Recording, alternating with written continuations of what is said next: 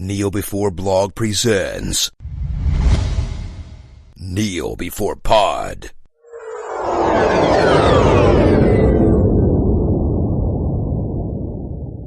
Hello and welcome to the first ever Kneel Before Blog Flashcast. I'm here with Sandy and Nick.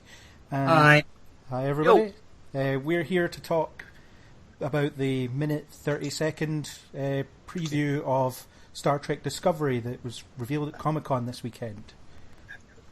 So yeah, open to the floor for thoughts. Nick? Well, my first impressions were, bloody hell, it's Ralph McQuarrie's design. That was exactly my... Yep. My initial reaction was, I've seen that before. Was it Phase 2 or motion picture? Or Phase 2 motion picture. It was the Planet of the Gods. Planet of Titans, yeah. Planet of Titans, that's the one. Where Kirk gives Even down fire to the asteroid belt. Where Kirk gives fire to cavemen or some nonsense like that. That's the one. I can't say it was ever a design I particularly liked. No. There was a guy on Trek BBS, and I wish I could remember his name, who did a redesign of this a couple of years ago, and it looked incredible. It looked great. So he'd taken that basic design and just redid it. I must have a search for it, actually. I think it's cropped up online a few times in the last day or so. That's really nice piece of work. Makes the ship look great. This, shall we say, bit of teaser footage doesn't do such a great job of making it look great. No. But at the same time, it looks a bit awkward and unwieldy in you know live what? action, I think. It's a bit of teaser footage that they've thrown together for Comic-Con. It was something rather than nothing. I think that's probably a pretty fair assessment. You know what? It gets the name out there. The music was pretty cool. It has a nice feel to it. I liked it. It made me excited. Then again, I enjoyed Star Trek Beyond as well. I was excited for that. So, hey, maybe I'm easily excited. Well, I'm just excited there's going to be some new Star Trek on TV. And I think that, or streaming platforms at least. So, I'm glad that we're going to get to see it. Yeah. I'm excited. I think the ship will grow on me, because it'll have to. Well, you might not need to. They've said very publicly it's not final. Indeed. I mean, one of the things that occurs to me is apparently Fuller said at the Comic-Con panel that it is Prime Universe, which is interesting, but he won't say when. Now, that bit of teaser footage from the registration number and the feel of everything suggests it's kind of pre-Kirk, post-Enterprise, somewhere in that 90 or so years between Archer and Kirk. Yep. But is it? Is this? They say this is out there. It's a bit of a teaser footage. Just trying to. Is this? Are they going? One thing that occurs to me: is this going to be the ship? Is this going to be the era? Or are they showing some? Are they going to tease us with shots of discoveries through the ages until we see the real Discovery in the real time they're setting it? Maybe not. It's just speculation. It could be. This could be it. This could be what we've got. Or maybe they're just kind of like, maybe it's an example of, it's like the credits of Enterprise. We see all these ships through the ages. Could be, yeah. I mean, the registry does seem like too simple an answer. And it does, you'd think they would just say, yeah, okay, it's pre-Kirk, it's, it's pre-universal divergence, which means it keeps it in continuity with both universes. Absolutely. Well, that's very clever in itself. Yeah. And that makes me think that is what they're doing, but again, who knows? You know what? It's got people talking, and I think that was their plan, and I think they've done it very well. People are arguing they think it's bad CGI, other people think, they've thrown it together, it's quick, it looks fine, I'm excited. It's got people talking, and that's what they want. Although if the internet existed to the extent it does now, when Enterprise was coming out, I mean, wouldn't the discussions have been pretty similar? Well, there were some pretty heated discussions about Enterprise back in 2000. Oh, yes. Yeah, I mean, there was the StarTrek.com chat room thing, and that was about it, wasn't it? And Trek BBS was still around and stuff like that, I mean, I've been on Trek BBS since, oh, God, early 2000s. So, I mean, there was chatter about I remember spoils stuff being posted up on there back at the time, and like I say, people were pretty vociferous then.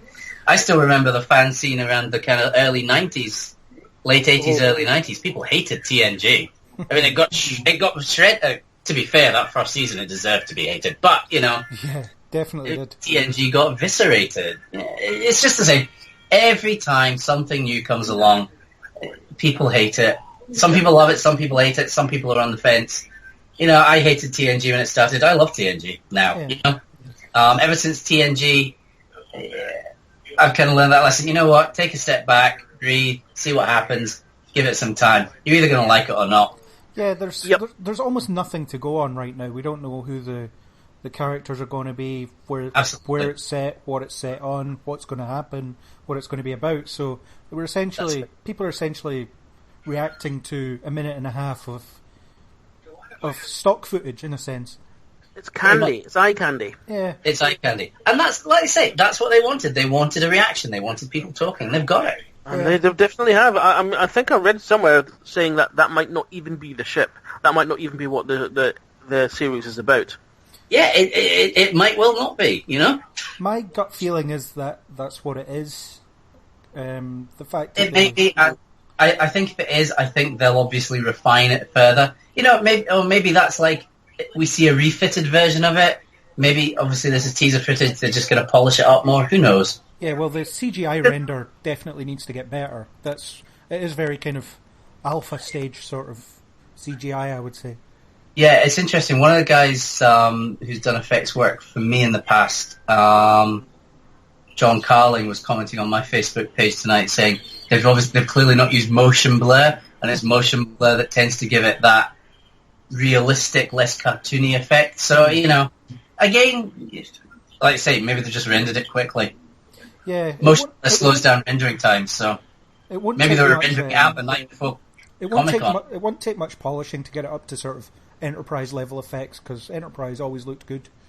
Yeah. I mean, they relied on their CGI stock footage, but the exteriors, when they did new stuff, always looked great. I'm not worried about the way it's going to look at all. I'm sure they'll do great things with it. Well, they'll spend the money. They'll spend the money, absolutely. I mean, if you look, they've already sold Netflix, so yeah. If you look at Dark Matter and The Expanse, I'm expecting those kind of levels of effects.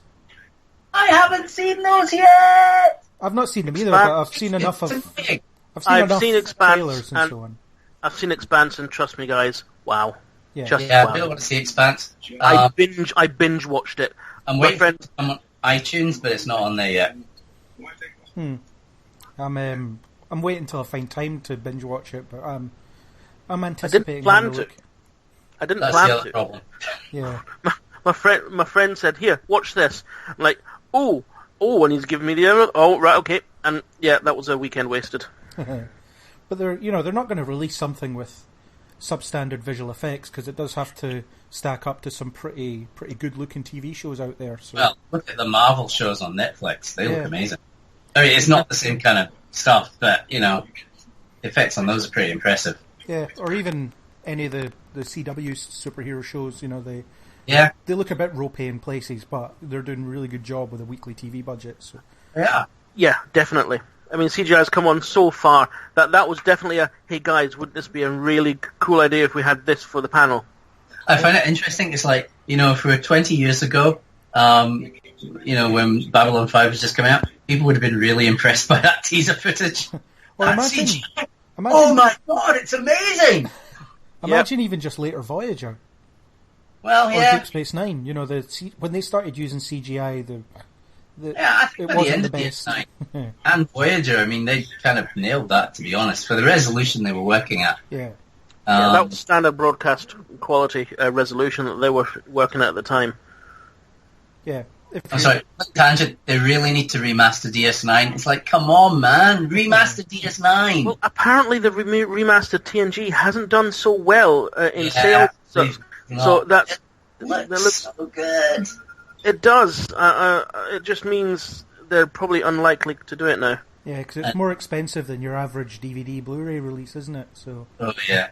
Well, I bought every release, and I've bought most of them on bloody iTunes as well. So put a fortune out of me. Maybe if the new series kicks off, there'll be an appetite for it. Well, maybe, yeah. And to be fair, I mean, Voyager and DS9 don't look as bad as TNG did. No. TNG needed that update far more than Voyager and DS9. Yeah. It certainly did. Yeah, especially the early seasons were pretty ropey in the video quality. Yeah. Yep. But then again, it was all designed for American standard definition broadcast. Absolutely. And nobody was really forward thinking enough to say, nobody really thought, 25 years down the line we're going to have like 4K TVs and stuff like that. So, nobody foresaw iPads, or, well, I guess the production team for TNG foresaw iPads, but, nobody really expected to be watching them on iPads and computers and 4K TVs, so... Certainly not as quick. No. Oh, no. Especially widescreens were definitely still going to be the preserve of your cinemas, or theatres as they call them. If only they'd shot TNG in widescreen. Yeah, indeed. I mean, I understand. Did you watch the making of and understand why they didn't convert it to? I absolutely understand why they didn't convert it. It was shot and it was framed for standard definition. Yep. There's no question that they shouldn't convert it to widescreen. From my point of view, I mean, I know some people don't mind cropping, but I wouldn't crop it. There's not enough information off the frame. There's too much junk in the way. It just wouldn't be realistic to do. And then you'd be messing with the actual artistic framing of the thing, which is another issue entirely. I'm certainly one of those people that think you should leave those things alone. If they shot it in widescreen, great. They didn't. Yeah, it's the DVD release I had when I put it in my PS3 or whatever. It would automatically make it fill the screen, and it just looks pretty grim. Riker looks even fatter than he used to do. It's not as good, is it? Yeah. One thing I have noticed is with the high definition, the makeup that they put on Patrick Stewart, it makes him look so gaunt at times. Yeah. I haven't really noticed that, but you might be right. I need to go back and watch. I wasn't looking for Patrick Stewart in it, to be honest. But I think this news. Getting back to the subject, I think the new series is probably going to be. It's going to be like Enterprise. There's going to be lovers, and there's going to be haters, and there's going to be the in-betweeners. Oh yeah, I mean that's been the case with every series since the original series. Yeah, definitely. Since the animated series, to be honest. It'll be interesting to see what they do with the title music, because Enterprise got a lot of stick because it had a vocal. Yeah, I'll be surprised if they do a vocal, but hey, you never know. They might pick a better song this time. Maybe. Well, I don't mind that song at all. It fits. Is that because you listened to it for 4 years? I'd rather it was an instrumental, but the song doesn't bother me. Yeah. I just fast forward through it anyway. Yeah. I think it fits. Yeah. It fits the whole feeling that they're going for. Well, went for. You're right, it does. It does. Yeah, I think that... I don't know, my gut feeling is the ship that we've seen is the ship that we're getting, but even if it is something that we can't quite get used to from a design point of view, it seems highly likely that Season 2, if they get Season 2, will be, it'll be an anthology, so it'll be somewhere else, on something else. I don't know if it's going to be an anthology. They've kind of denied that. Whether that's them... Apparently it's not going to be episodic. Yeah, it's going to be. There's going to be an arc of some sort. Yeah. But it's not going to be. They've said it's not going to be an anthology. Whether that's true or not, they might be misleading. Who knows? I suppose they might see how it goes. I mean, if people respond really well to the new set of characters, then they want to do more with them. I think an anthology series is actually a good idea. I don't think they're going to do that. Yeah. But, I mean, if you look at Heroes, that was supposed to be an anthology at first, and then people liked the characters, so they just tried to come up with more stuff. And I think we're probably going to start finding out a lot more stuff soon. I mean, the Vegas convention is in 2 weeks. I suspect we might find out more. Well, less than 2 weeks. They might sneak more stuff out then because there's supposed to be a panel there as well. I wouldn't be surprised if they were planning. I wouldn't be surprised if they were planning some kind of better trailer by the anniversary. Maybe they might. Well, I'm wondering if we might get some cast reveals in Vegas, but yeah. Well, apparently they've not been casting yet. However, I like the idea that we might get a better trailer because Star Trek Las Vegas is home turf. Yeah, I'm surprised they're not casting it actually because they're getting really close. Well, it comes out in January, doesn't it? So 5 months. Apparently, sets at the moment. I would have thought they'd be casting by now. I think they've probably been quietly doing it behind the scenes without anybody knowing. keeping everybody off guard, because otherwise, everybody's going to be chit-chatting, and they're going to notice when someone goes for a casting somewhere. Mm-hmm. Yeah, I mean, but they have like working titles and all that stuff, so... it's quite... Keep it hidden enough if they wanted to, I would say. Well, they've announced a director for the pilot. Have they? I missed that one. That was on Trek Movie a few days ago. All right. David Semmel. Oh, Why does that name ring a bell? Yeah, I'm not particularly familiar with his work, but he's got quite a long resume. So, it should be. I'm looking forward to it. I'm excited about it. My birthday's in January, so it's a good present. Yay! I've been a Star Trek fan all my life, so I'm definitely looking forward to it. I mean, I probably the only one here that doesn't actually have too much of a problem with the design of the ship. It's different. I don't have a problem with it. I don't like it. I don't hate it. I don't have a problem with it, to be honest. If that's what we've got, that's what we got. I'm not going to lose sleep. You know what? When TNG started, I hated the Enterprise D. Everybody did, yeah. Now, actually, I really like the Enterprise D. These things grow on you. I mean, your tastes change as well. So I'm losing no sweat of it. I don't think it's an ugly ship, but I do think it's different. It's definitely different. However, it's technically it's canon. It is technically canon because it was used in the Best of Both Worlds scene. It was also used in in the space dock in Star Trek 3. And in the Qualar system, the one of the derelicts, you see the Enterprise fly past it. Oh, we're such a bunch of geeks, aren't we? Yes. I'm just looking up this David Semmel guy. He's directing the pilot of Discovery. Mm-hmm. He's directed Goliath, Man in the High Castle, a couple episodes of The Strain, one episode of Hannibal. There's your connection. A couple of American Horror Story. I remember reading that, actually. Yeah. He's a jobbing TV director by the looks of things. Which is good, you want someone that's got a good eye, a good vision. Yeah. Yeah. There's a good team player. I wonder if they'll invite Frakes in to direct an episode. I really hope they do. I think Frakes has got a good eye for Trek. I'd like to see Jonathan Frakes directing an episode or two. Or even a couple of seasons. He's pretty busy with Librarians, though, I think. He needs to direct another film. That would be nice. And he did a wonderful job with First Contact. I have to say, I was one of the guys that actually signed a petition to get Frakes to direct Beyond. I would have liked to have seen it. I didn't think it was a realistic prospect. Basically because I think he'd do a good job. I would like to see it. I don't think he's a big enough name anymore. And these days, director's name with blockbusters is almost a given. And Frakes is a TV director. Yeah, it's also after the failure of Thunderbirds that killed it. Thunderbirds pretty much killed his movie career, which is a shame, because actually, Thunderbirds is not a badly directed movie. It's not even a bad movie. It's not his fault. No, it's not. It's not his fault. He didn't write it. He made the movie the studio wanted him to make, and it's not a bad movie. It's just not the movie people wanted to see, unfortunately. I actually liked it. I'm not a huge Thunderbirds fan. I watched the movie. It entertained me. A couple of years after it came out. I actually enjoyed it. I was pretty lukewarm on it. A Thunderbirds movie with hardly any Thunderbirds in it. Well, yeah. But I did enjoy it, so, if there'd been a sequel, maybe it would have been a lot more along the lines of stuff. Yeah, but, Thunderbirds killed his career for him. Yeah. Okay, it would appear so. It certainly would appear so. Guys, I'll be back in 1 second, okay? No problem. Not his TV career, though. He still gets to do bits and pieces. Oh yeah, he certainly does. He's kept busy anyway. He's definitely kept busy. Yeah. So it's, he's gonna. It would have been. I'm just saying it would have been nice. That's all, because he did such a fantastic job at First Contact. He knows Star Trek. He gets it. He should have done Nemesis, as far as I'm concerned. Well, yeah. I don't know if Frakes... That's an interesting question. If Frakes directed Nemesis, would it have been better? I guess. He probably wouldn't have called LeVar Burton Laverne.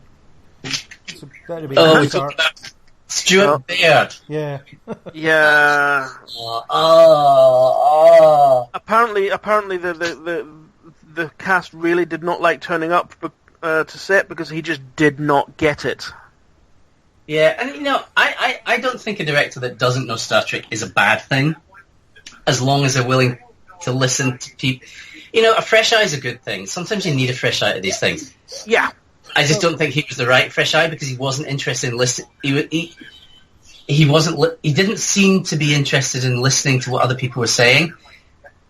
Yeah, definitely. I think I actually enjoy Nemesis for what it is. It's a popcorn flick. It's not horrible. I quite like it too. But it doesn't. It's not the movie it could have been by any means. No. It could have been a lot better. Definitely, a lot more climatic, a lot more feeling and emotion into it. But it just doesn't have that. But I like the fact that the bridge finally takes a hit. Sorry? I like the fact that the bridge finally takes a hit. Yeah, that was nice. It's this big bubble on top of the saucer that basically says "hit me here," and it never gets hit. There was, at least in the battle scene, there was some dimension to the battle scene. Yeah. Yes. But, you know, they were trying to do some different things with it. They were trying to be a little bit fresher. I kind of like it, but it's got problems. And I think Frakes would have made a better movie.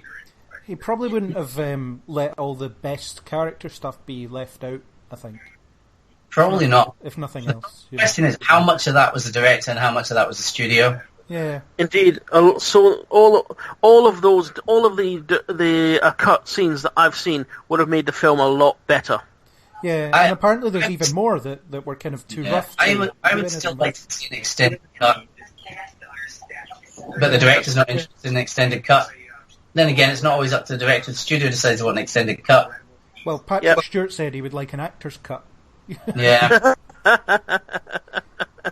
Yeah. And Patrick's one of these easygoing guys, you know, and if he wants a cut... Yeah. You know, I have problems with Tom Hardy, but I didn't think Shinzon was a great villain, and slightly annoying because the first Abrams movie is very similar plot to Nemesis. Yeah. Almost the same villain. Pretty much. You've got, really? Yeah. I hadn't thought of that. One thing the series needs to get away from is revenge-driven villains. Oh, yes. Yes. 5 films in a row where they've all been revenge-driven villains. Yeah. I agree. So, I don't know. Wait, seen Beyond. I've not seen Beyond yet, so I don't know if that's a revenge.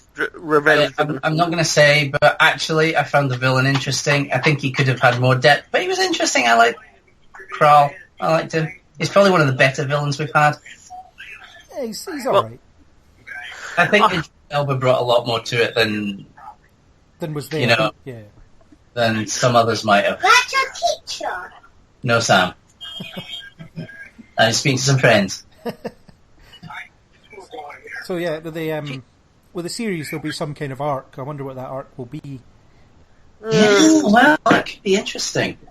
Could be anything really. They can make an arc about anything. I mean, that so much goes on between Enterprise and the original series. You got the Romulan. No, the Romulan War is just before Enterprise, isn't it? I mean, I hate before Enterprise would have finished. As much as I hate to bring up the fan film that must not be named in some corners. It almost looks as if it's set during the time period of Axanar. Yeah, it does. We were talking about that yesterday, Sandy, or the other day. Which does raise the question of, will they be dealing with the Klingon War? Or whatever might have been a Klingon War, or whatever. Is Captain Garth the captain of the Discovery? I don't think they'll go that far. I don't think... There's been a couple of my friends have said, now we know why Axanar got a lawsuit instead of a C&D. Well, interestingly, I mean... I'm on a lot of groups on Facebook, and it's funny. I've seen. I stay out of a lot of the kerfuffle and stuff, but there are people on both sides of that argument who've had that thought. Yeah, it might have played into it. It certainly bears thinking. I mean, could you imagine if that was what happened? I mean, Tommy Kraft. Look at Tommy Kraft. He was going to do one as well. and it was the Discovery. And I think it would be naive to think that that didn't play some aspect. And to be fair to the studio, I think, I can understand them wanting to clear the road. Product working in the same. I guess they kind of feel they have to act on that. Although it's interesting. I mean, if you've got people talking about how they've come up with audio projects or whatever called Discovery, in terms of Star Trek titles, it's a fairly obvious one, I would say, because it is pretty obvious. They've followed the naming convention of Space Shuttle so far. So there was actually a fan film that didn't really get off the ground about 5 or 6 years ago called Discovery. Yeah, that was an NX class thing, wasn't it? No, this was a kind of vaguely spinning off of Hidden Frontier kind of thing. It wasn't anything to do with Hidden Frontier guys, but it was a chap who knew them, whose name was Thomas. Whose name was Thomas as well, funnily enough. I seem to recall there was an NX class fan project called Discovery. There might well have been as well. I don't remember that one, but this one was definitely set kind of post Voyager. Yeah, and that was Thomas as well. A different Thomas. That's the one that had that god awful starship design, which was basically, I want mine to look as sleek as possible, but I want it to take from the Connie class and from the... It might have. I think it had a big observation garden-y type thing on it or something on the back or somewhere. Yeah, and it just... And I remember I shot a bit of footage for that as well. I just never liked that design. I'm not a fan of that design, no. But yeah, so I mean, it's interesting. So, did this play any role in why they asked Tommy Kraft not to go forward? Yeah, I'd be surprised if it wasn't, but who knows? Could it have played into the Axonar lawsuit? It might have been a factor. Well, it'll all I don't clear. think I know the whole story behind any of these things from either side of it. Speaking to several, having spoken to one or two actors and producers and whatnot, all from Hollywood over the time, they all tell me some same thing. It's a dog-eat-dog world, and they will just as happily smile at you as they put the knife in your back. Well, that's just life in general most of the time. Well, that definitely is. But so it's not beyond the realms of possibility. That's why Tommy got the little call to say, please don't. But at least he got a nice, polite call. Yeah, that would have been nice. Things, yeah, that would have been nice. But no, so it is what it is. Yeah, but yeah, it's interesting that they're exploring old concept art and so on to inform some design aesthetic. So maybe we'll see some more of that as well. I think if they hold some of that old concept art from the 70s and some story ideas, now maybe it's worth looking at some of those ideas that were around in the 70s. Maybe they're mining some of that material. Maybe. There will be expanded universe stories about some of this stuff. Mm-hmm. I mean, there's most likely some sort of technical manual somewhere that has that Ralph McQuarrie design somewhere as some sort of warp sled test bed thingamajigger with some sort of history behind it and why it didn't go ahead. I seem to remember it had an entry in the Star Trek Encyclopedia back when that was a thing. No, it might have. I think it was more around talking about Phase 2 and all that kind of stuff, but they had a kind of out-of-universe article about that, but it was... that was where I first saw it, I'm positive. Yeah. I mean, I saw it from a documentary or something.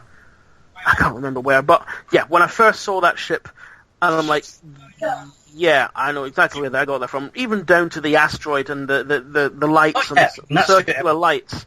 Well, Faith Tree is, one of their vignettes, Going Boldly, they used the same asteroid base. Mm-hmm. Yeah. Tobias ended it up for them, and I mean, literally the same thing. Oh, I wonder. Tobias is really. I'm wondering where it sits from a loyalty point, from a royalties point of view. Is that Ralph McQuarrie design? Did that just belong to Paramount or CBS or whoever, or would you still be due royalties for it? I mean, I guess it would be work for hire, in which case He just sold the picture and it's there. So But is he possibly due royalties? Is he due license payments? I don't know.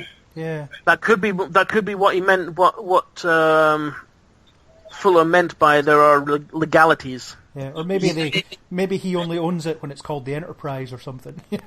Yeah. Who knows? Who knows? But, you know, we will it's have to interesting. wait. We will have to wait and see. Yeah. Basically, I I'm think. see where they're going with it. But here's the thing: we spent 25 minutes just chatting about it, and it's a minute and a half, and it doesn't tell us anything. So, like, Well, they've done their it's just- jobs. If you look on Facebook, the amount of chatter about it's ridiculous. Yeah, You know, I mean, and like I said earlier, they want to get buzz going. They want people talking about it. You know what? Whether it's a crappy clip or it was whether you think it's a crappy clip or a great clip, people are talking. yeah, Yep, it's going to be the talk of the town in Vegas. yeah, It- and in it- London, and in Birmingham, even not London, it's Birmingham. Birmingham. Yeah, It is Birmingham. yeah. So What's in Birmingham? the This missing is Star Trek in October. yeah, Oh, all right, cool. yeah, I'll be there. There Laurie, maybe there'll be some news there. Who knows? yeah, well, they're calling that the anniversary exhibition as well. I suppose they're calling every exhibition the anniversary exhibition, but yeah, Anything that's on this year is the anniversary. yeah, That's true. yeah. It's about all Which they're is fair doing, enough. really. Loads of conventions. There's no like TV special that I know of, or I know, anything that's a like shame. that. Yeah, I thought there would have been some kind of TV special or something, but I would have liked a TNG reunion movie or something, but hey ho. I know that William Shatner wanted to do a variety hour or something like that, and he kind of went quiet about it eventually. So I'm guessing he went and spoke to people and they said no. You know what? It was probably 2 hours of William Shatner singing, so. I'd watch You it. know, You call that singing? Well, my point exactly. I'd actually watch that. I loved his latest album. Well, his album's not bad, but yeah, I stick to the acting. Well, you could just imagine him hosting this, this weird show where he brings on actors and, Oh yeah, I totally can. and buries the hatchet with George Takei live at the end of the night or something like that. I don't think that's going to happen. I think Takei gets more material out of the feud than anything, to be honest. Definitely. But yes, it is weird that it's not being celebrated in the same way that Doctor Who was. Yeah, but we're getting a movie, we're getting a TV series. It's not as much as we'd like, but there's a lot of merchandise coming out this year as well. Yeah, all this branded 50, the new Blu-ray releases, Yeah, of which I have Khan and Star Trek 6.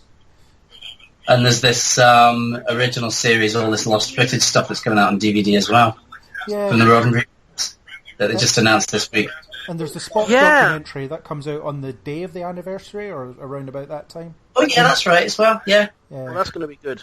That's going to be interesting. the it's Nimoy fine. documentary, not the Roddenberry documentary. Yeah. mm-hmm.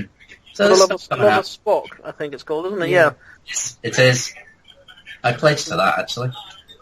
It was over by the time I heard about it, so I didn't get the chance. But, Same. It did very well. but I'll just pay for it when it comes out, I guess. I'm sure I'll be able to. Oh, I'm sure you will. I don't doubt it will be on sale somewhere. I suspect. In fact, I think it's up for pre-order on iTunes. I don't have iTunes. If it's up for pre-order on iTunes, it'll be up in loads of places. I guess it'll be on DVD as well, or Blu-ray, or whatever. I'll look around. There's got to be some digital outlet that will have it. Oh, yeah, undoubtedly, Yeah, the website's bound to have options. probably. Yeah. Yeah.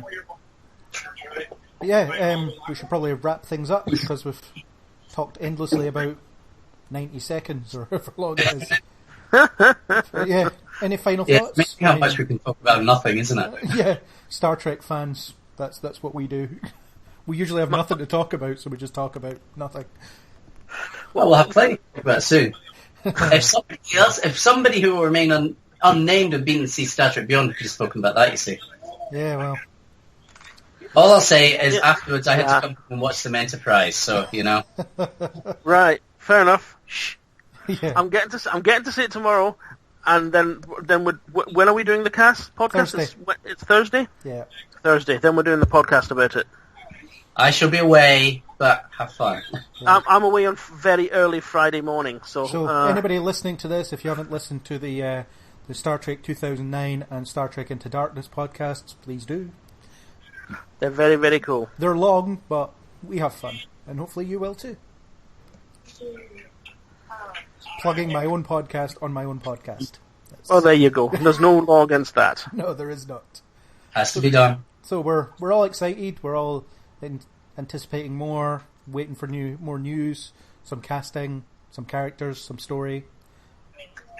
It's exciting. You know, definitely. All I will say to the people who are out there who are not liking it is to quote Kirk, young minds, fresh ideas. Be tolerant. And I would say this: don't go hating until there's actually something to hate. Exactly. Right now we don't have much. We have some previs footage that might not even be real as such. Don't talk sense with Star Trek fans. We reserve the right to go off the rail at the slightest provocation. Yeah. We want new things. Screens new thing. No, we don't want that. I think, you know what, we're in an exciting time. We've got a new movie out, there's a new series on the horizon, it's the 50th anniversary. Enjoy it. Yes. It's an exciting time. It is. To be a fan. Yeah. Unless you don't like, any of the stuff that's coming out. And but wait, then, no. wait for it in 3 or 4 years to go into obscurity again until the 60th anniversary when everyone starts getting excited again. You know what? If you don't like any of the stuff that's coming out, just think. You've got hours and hours of material that you can complain about. 700 plus episodes, 10 movies. Endless entertainment. 13 movies, but Even 10 like movies pre-reboot, so... Yep. Yeah. So... Yeah, it's going to be good fun. It'll be good to see what comes out of this. I am excited. Yes. Same here. Well, thank you for joining for this brief chat about nothing. Brief. Hey, it's brief by my standards. There's no such thing as brief when you get 3 Star Trek fans on a conversation. Recurring problem. So, thank you to the guests, and thank you. We will sign off now. So enjoy all the news that's about to come. That's all I'm going to leave it with. Take care, guys. Live long and prosper.